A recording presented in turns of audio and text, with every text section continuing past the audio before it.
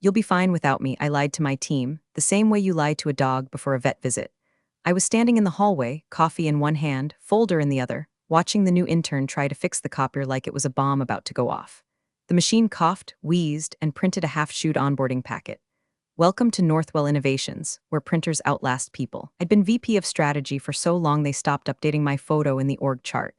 15 years, 3 acquisitions, 2 recessions, 1 divorce, and not once did I get a seat at the top floor's quarterly Scotch and Savior Complex round table. But I didn't mind. I liked the silence. I liked being the shadow behind the curtain, the one who remembered what the old CRM login was, who still had the founder's cell number saved under Don't Call unless it's DEFCON 2. And yet, the air in the office had changed. There was a sense of, how do I put it? Looming PowerPoint doom, whispers, nervous breakroom glances, calendar invites with no recipients. The kind of vibe that makes you triple-check your pension portal and clear out the snack drawer just in case someone comes for your macadamias. The CEO, Charles Matheson, chucked to the board, or to anyone with a mortgage, had been unusually quiet. And that silence? It echoed louder than a pink slip on a Friday afternoon. He'd missed 2 leadership syncs, left early from the quarterly town hall, and last week, his secretary accidentally CC'd me on a forwarded document titled, Succession Outline Confidential. That word, succession, carried the same weight as diagnosis or eviction. Still, I stayed calm, controlled, like I always had. Because here's the thing. In the darkest quarter of 2008, when the market tanked and Chuck's personal liquidity dropped faster than his hairline, he asked me if I wanted bonuses or equity. I chose equity, quietly, and I never looked back, so I did what I always do. I prepared. I reviewed the transition plan I'd written, unasked, 6 months ago. Color-coded roles, risk mitigation, a side-by-side of potential successors, including one option labeled nepotism contingency. A little joke to myself, except not really. Then came the calendar change, a Monday morning meeting. 9:00 a.m. Subject line, New Era Leadership Discussion. Invite only. I wasn't on the list. I wasn't even on the floor plan. My office phone stopped ringing. My assistant, technically shared resource now, was reassigned to help project realignment. And when I walked into the copy room that Friday, 2 interns stopped whispering and one accidentally said she doesn't know yet out loud. Poor kid. I asked him to grab me some staples. He brought back breath mints. Still, I smiled. Because this is how the game is played. They forget. They assume. They move pieces around thinking they're the only ones with the rulebook. They have no idea how many pages I've written in it. Anyway, if you've made it this far, do me a favor, tap that subscribe button and throw a like on this story. It really helps the team keep digging up these tales that corporate HR would rather keep buried under a non-disclosure agreement and a free lunch voucher. Back to it. I sat down at my desk that Friday night, turned off Slack, and opened a folder. Inside, my original equity contract, the audit trail from 5 funding rounds, and a small sticky note from Chuck from back in 2011. Thanks for saving our ass. Again. I'd kept it for sentiment. Now it felt like evidence. I ran the numbers, then I ran them again, and then I smiled, not big, not wide, just enough to feel my cheekbones tighten under skin that hadn't cracked in years. If my math was right, and it always was, I didn't need an invitation to that Monday meeting. I was the meeting. They just didn't know it yet. He strolled in like he was late for a TED talk he never got invited to. Travis Matheson, our new CEO. Nepotism's wet dream, walking proof that an MBA from Stanford can't fix a man raised by performance bonuses and golf carts. Monday morning, 8:59 a.m., he stepped out of the elevator wearing a blazer 3 shades too tight, holding a stainless steel mug that read, Boss Mode activated. The only thing missing was a cape and a LinkedIn post about hustle culture. The office practically held its breath. Not in admiration, more like the way you hold your breath when you open a Tupperware you forgot about for 3 weeks. I watched from my desk as he took the tour. His laugh echoed before he did. Interns giggled like hostages trying to blink Morse code. He fist-bumped the receptionist, mispronounced half the department heads' names, and made a joke about turning the 5th floor into a Zen productivity garden.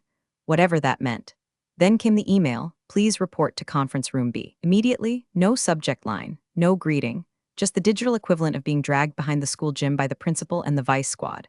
I took my folder, smoothed my blazer, walked down the hall like I had a meeting with death but still planned to take notes. He was already seated. Legs crossed, arms spread across the table like a frat boy pretending he understood quarterly burn rates. No one else in the room, just me, Travis, and the kind of tension that tastes like metal fillings and bad decisions.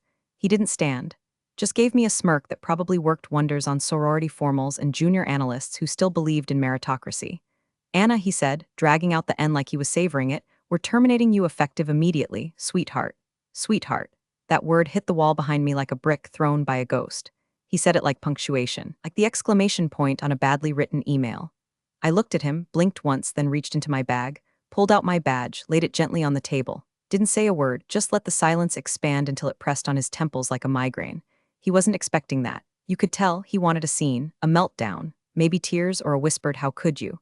He wanted confirmation that he mattered. I wouldn't give him that. What I gave him instead was paperwork. "I'll need the termination documents in duplicate," I said, tone flat as the Ohio plains. "Original signature on both." He blinked. HR has the I know," I said. "But since this is effective immediately, I'd like to leave with copies. Legal prefers it that way." He nodded too fast, like a kid pretending to understand algebra. Then he leaned back and tried to reclaim control. "No hard feelings, right? Just a new direction. Younger energy, you understand." "I do," I said. Then I stood, left my company-issued phone on the table, turned to leave, paused. "Make sure IT revokes my access," I added just before the door closed. Immediately, that part caught him. He looked up, suddenly unsure if he'd made a mistake or if I was bluffing. He wouldn't know until it was too late. I walked past the front desk. The receptionist gave me a look like she'd seen a ghost or maybe the future. I didn't go to my car. I didn't go cry in the bathroom like half the company probably expected. I stepped into the elevator, hit the button for the top floor. Because while Travis was busy playing CEO, I was already halfway into a different game. When I started writing 15 years ago. And today, I came to collect. The hallway smelled like toner and panic. I passed two junior associates whispering near the water cooler. One mouthed, "Was that her?" The other nodded like he'd just seen a ghost walk out of a tax audit. Let them whisper. Let them speculate. I didn't break stride. Not toward the exit. Not toward the tear-streaked finale they all expected.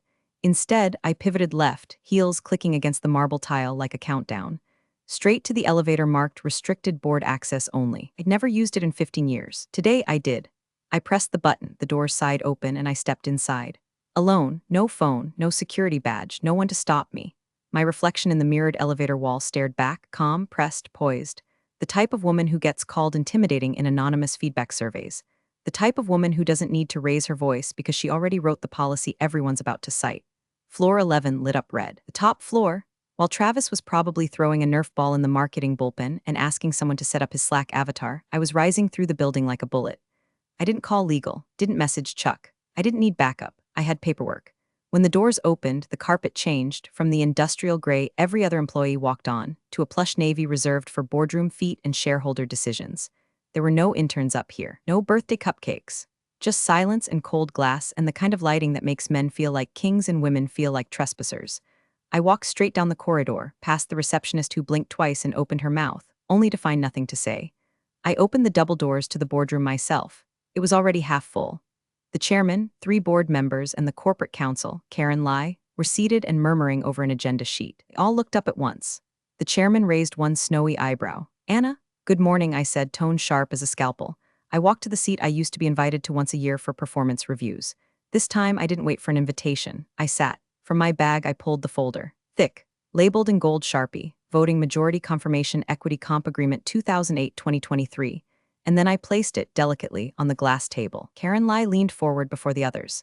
Legal always sniffs blood first. I didn't smile, I didn't speak. I just opened the folder, turned it 180 degrees, and slid it toward her. The room went still. One board member cleared his throat but didn't speak. Another shifted in his chair. I leaned back and crossed one leg over the other, the way men do in meetings when they think the room belongs to them. At exactly 9:03 a.m., the clock above the boardroom door let out a single mechanical click. The chairman looked at it, then looked at me. He didn't say a word, neither did I. But we both understood, the real meeting had just started. Somewhere 2 floors down, Travis was probably mispronouncing someone's name again, or sketching org charts on a whiteboard like a toddler let loose with dry erase markers. He called it a culture reset, which, in his dialect of buzzword bro-speak, meant firing anyone who didn't worship at the altar of disruption and avocado toast ideology. Meanwhile, in the boardroom, the only thing being disrupted was everyone's blood pressure. Karen Lai had stopped flipping pages. Her posture had changed, no longer casual, no longer performative. She adjusted her glasses twice in the same minute. When a lawyer double-checks her glasses, it's either a typo or a bomb. I didn't move, just sat there with my hands in my lap, watching the ripple travel across the table. One board member, Jim, I think, the one who always smelled like cigar ash and scotch, leaned in and whispered something to the chairman.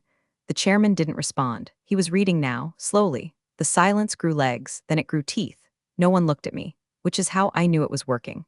You see, the equity agreement from 2008 had always been treated like a ceremonial gesture. Pat on the head for not jumping ship during the worst quarter in company history. Everyone assumed it was diluted over time, rolled into restricted stock units, or buried under more recent funding rounds. Everyone assumed wrong. I'd reinvested every bonus, every vesting milestone, every long-term incentive plan right back into the company. Quietly, legally, and with full paper trails. I didn't need recognition. I needed leverage, and leverage, like revenge, was best served with spreadsheets. Karen finally spoke, voice tight. This clause, she said, tapping the page, it doesn't have a cap. The chairman looked up, pale. Karen continued, it was never amended. There's no dilution language. And these, she gestured to the trailing pages, these are all confirmed reinvestments. Dated, executed. Another board member, Sheila, head of compliance, tilted her head. But that would mean, yes, Karen cut in, her voice flattening into legal dread. If these holdings are accurate and none have been forfeited or expired, she looked at me for the first time.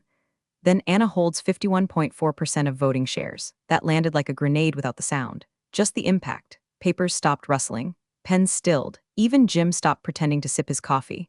I didn't gloat, didn't lean forward. I simply uncrossed my legs and rested my elbows on the table. Any questions? I asked. The chairman's throat clicked as he swallowed. We need to verify with finance.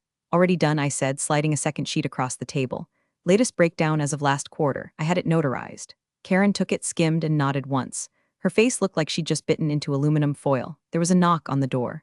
A junior staffer poked her head in, clearly rattled. I'm sorry, but Mr. Matheson is asking if the boardroom is occupied. The chairman didn't even turn around. Tell him to wait. The girl blinked and disappeared. Karen closed the folder gently. We'll need a full session, she said. Immediately, I assumed, I replied. And then I did something that shook them more than anything written on those pages. I smiled, just slightly, because we hadn't even gotten to the fun part yet. The door creaked open like it didn't want to be part of what was about to happen.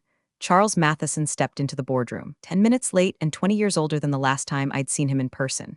He looked tired, coat slung over one arm, hair more gray than silver now, and that permanent frown he wore when a quarterly report disappointed him. But today, he wasn't walking into a revenue issue. Today, he was walking into a legacy problem. His eyes landed on me first, not on the board, not on Karen or the folder. Me. And for the first time in 15 years, the old lion looked scared. He saw the open file. His gaze dropped to the bold label across the front. Voting Majority Confirmation Equity Comp Agreement 2008-2023. He didn't ask why I was here. He didn't ask what I wanted. He asked one thing, did he already fire you? I nodded once. Charles closed his eyes, just briefly. Then he pulled out the nearest chair and sat down like he'd been punched in the spine. Call him in, he said quietly. The chairman shifted, uncertain. Charles, we're still reviewing, I said call him in. Charles repeated, this time with gravel in his voice. Now, he didn't look at me again, he didn't have to. Whatever denial he'd lived in about his son's readiness just evaporated. One of the assistants stepped out. We sat in tense silence, the air practically sweating. Karen reopened the file, her fingers visibly shaking now. There's something else, she murmured, eyes darting between pages. Clause 14, subsection C. The chairman leaned forward. What about it? She didn't speak immediately. Just turned the folder toward him, tapped the page. His eyes scanned it, then widened. Jesus Christ, I already knew what they were seeing. Clause 14C, in the event of board or founder absence, the equity holder reserves the right to veto any executive-level decisions made without full board consent, including but not limited to changes in financial infrastructure, vendor relationships, and personnel restructuring. In plain English, if I got fired without the board's vote or the founder's express sign-off, I could treat every decision made after that like it never happened. And Travis had wasted no time. He'd already revoked access to 4 project repositories, granted third-party vendor access to payroll systems, appointed his college roommate as interim VP of Innovation, complete with admin-level permissions to proprietary research files, all before 10 o'clock a.m. Every one of those moves, now a liability. Sheila compliance broke the silence. This could trigger a cascade. If we act on anything Travis approved this morning without Anna's confirmation, we're exposed. Contracts voided. Licenses breached, Karen added. God help us if that consulting firm touches protected data.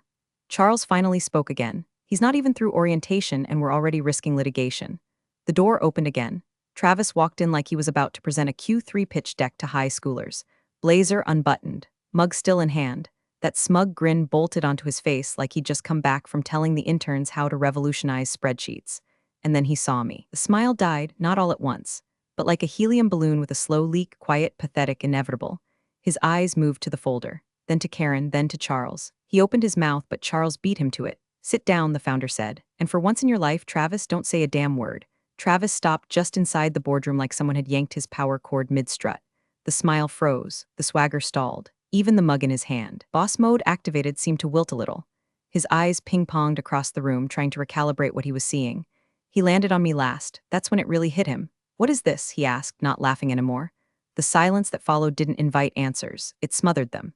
Charles didn't even look up from the folder. He simply placed one thick, liver-spotted hand on it and said, almost casually, "That's your termination paperwork being reviewed." Travis blinked, laughed short, dry. "Wait, what? No, no, no. This is some kind of joke, right? I mean, I just got here. You can't fire me. He jabbed a finger toward himself like a bad improv actor trying to reclaim the scene.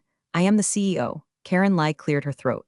That sound had more menace than most people's raised voices. "You were acting CEO," she said, unfolding a document like it was a blade. "Pending board review and oversight, which includes, and I quote, prohibited execution of executive orders without board quorum during first 90 days of interim assignment." Travis's head whipped toward Charles. "You signed off on this? This transition plan, this whole thing?" Charles's face looked carved from stone. "I signed a proposal, not a coronation, but I terminated her. She's just an employee." That was the moment. The one I'd waited 15 years to deliver. I turned toward him, slow and deliberate, like pulling the safety off a loaded truth. "No, Travis," I said, my voice clean and sharp as glass. "I'm your employer." The air left the room. It didn't rush out, it evaporated. Travis blinked again, but this time like his contact lenses had just dissolved in acid. Karen continued, flipping to another tab in the folder. "As of current calculations, verified last quarter and reconfirmed this morning, Miss James holds 51.4% of voting shares, with proxy voting rights established via a 2015 amendment signed by the founder." She slid the document across the table to Charles, who barely glanced at it before tapping the signature line with a single finger. Travis backed up half a step. But that's ceremonial. It's just stock." It doesn't mean anything." Karen's eyes narrowed. "It means every action you've taken today is nullified, unless explicitly ratified by Miss James or the board. That includes terminations, access grants, internal reorganizations, and third-party engagements." She turned another page. "In fact, by proceeding with those actions before being granted official status, you violated not one, but two core bylaws of Northwell corporate governance." Travis looked around like someone might interrupt and say, "Just kidding." Like Ashton Kutcher might pop out with a camera and a boom mic. No one did. Sheila, ever the rule keeper, spoke next. "You're personally liable for any damages incurred by your decisions, including breach of confidentiality and unauthorized access to sensitive systems." "I didn't know," Travis sputtered. "That's the problem," Charles said, low and lethal. "You didn't know, and you didn't ask." He turned to me then. First time since I'd walked in. "Anna," he said, voice heavy. "How far has he reached?" I answered without hesitation. "Payroll systems, vendor contracts, and he's already handed data access to a consulting firm run by a former fraternity brother." Karen's head snapped up. "You have documentation?" "In the folder," I said. She turned the pages, stopped, stared. Sheila swore under her breath. Travis stood frozen, one hand still wrapped around that stupid mug like it was a life raft in a sea of consequences. I didn't smile, didn't gloat. I just looked at him the same way you'd look at a burning dumpster behind your childhood home, familiar, disappointing, and far too late to salvage. And I waited, because the real fire hadn't even started yet. You could have dropped a pin in that boardroom and heard it beg for mercy. Nobody moved, not Charles, not Karen, not the board, not even Travis, whose knuckles were now white from gripping the edge of the table like it might somehow keep his dignity from slipping off into the abyss. I reached back into my folder, not rushed, not dramatic, just clinical. A motion I'd done 1,000 times in 1,000 meetings, pull document, rotate, place. Only this time the document wasn't a quarterly projection or market analysis. It was power. A single page, laminated and original, with a signature so deeply pressed into the paper it cast a shadow. "Signed and notarized June 12, 2015, I said evenly, granting me full proxy authority in the absence or incapacitation of the founder, specifically as it pertains to shareholder voting rights, emergency decisions, and executive appointments." Karen's mouth moved, but no sound came out. She reached for the page like it might vanish.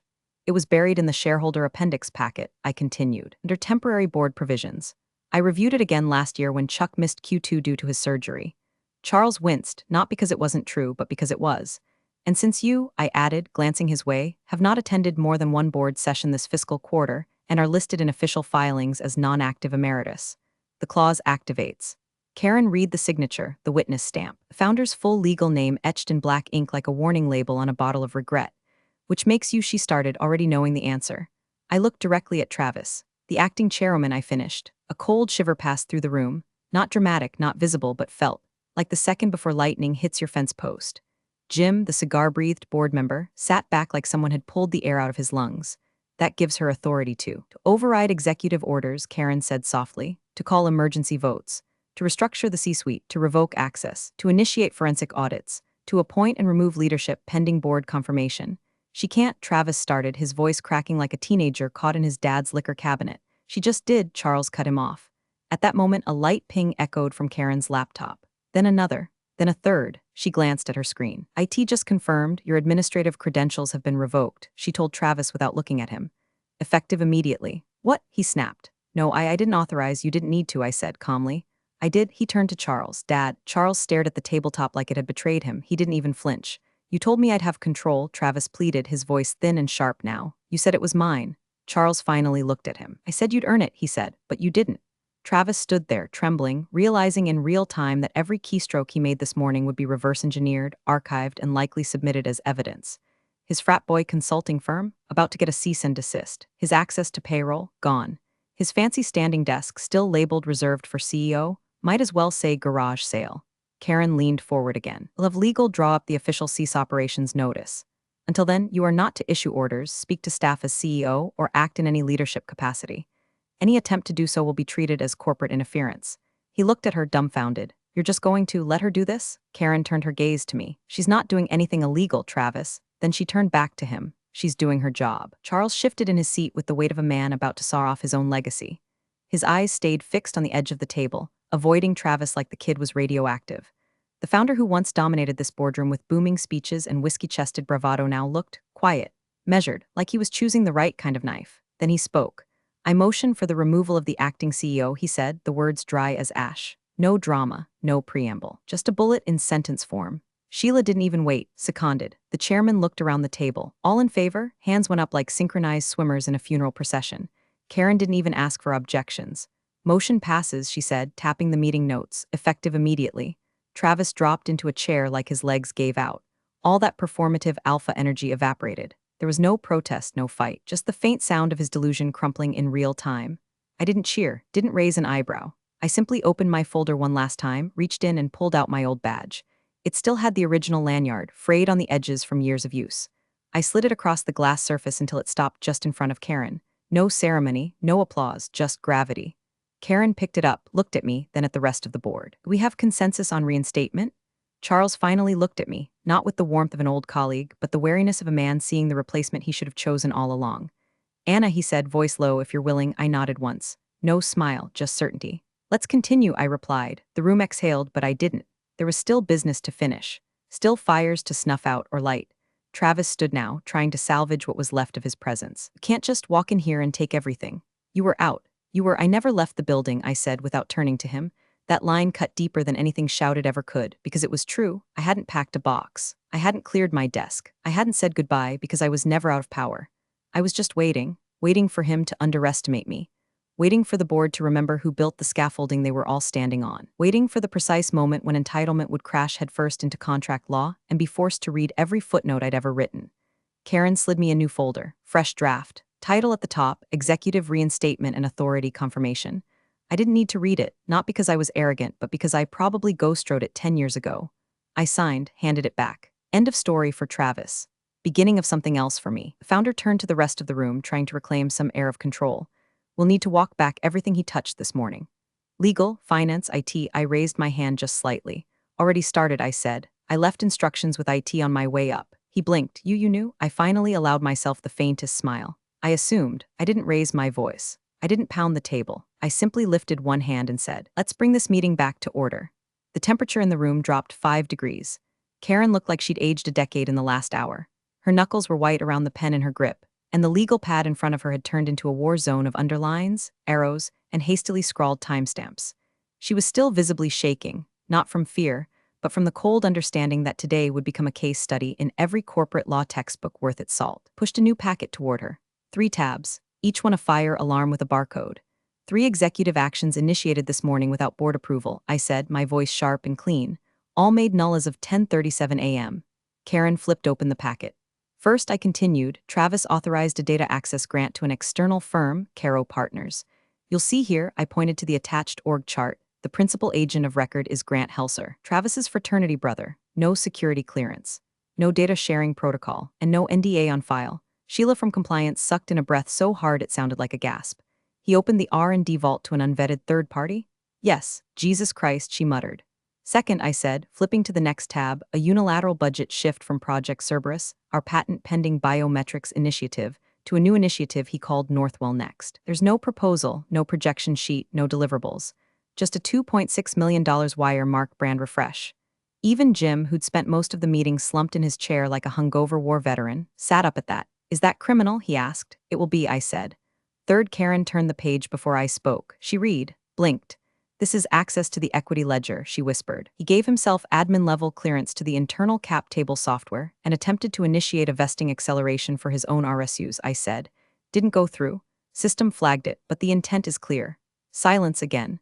The kind that makes board members look down and reevaluate their entire involvement. I looked at the founder. He didn't speak. He just gave a slow nod. I turned to Karen. I recommend we file an internal grievance report and initiate a full forensic audit. If the evidence holds, we refer it to the board's legal committee to initiate formal charges. Karen tapped her pen once. Agreed. Sheila, agreed. Jim, do it. Travis didn't speak. He didn't move. The mug with his stupid slogan sat tipped on its side near the edge of the table, cold coffee leaking onto the surface like blood under a cracked tooth. The meeting dissolved into next steps and damage control. The cleanup crew portion of corporate war. But I didn't stay for that part. I stood, collected my folder, slid it neatly into my bag. Charles rose beside me. He didn't offer an apology, didn't say thank you, just walked beside me step for step down the hallway as we left the boardroom behind. We passed staff without fanfare. No applause, no party. No welcome banner with my name in sans serif font and a fruit tray from HR. Just silent acknowledgement. Eyes wide, mouths closed. No one dared speak, not because of fear, because of respect. At the end of the hallway, the doors to the CEO suite stood open. The assistant, new, fresh-faced, terrified, stood and nodded slightly as I entered. Charles stopped just short of the threshold. You sure about this? He asked. I turned once, looked him in the eye. I'm not here to make noise, I said. Then I stepped into the office that used to belong to him, and I'm not here to make friends. I set my bag on the desk, turned toward the window, looked down at the city that used to ignore me. I'm here to clean house. Appreciate you sticking around, you legends of the break room. Subscribe for more chaos. Let's make your old managers spill their coffee in fear.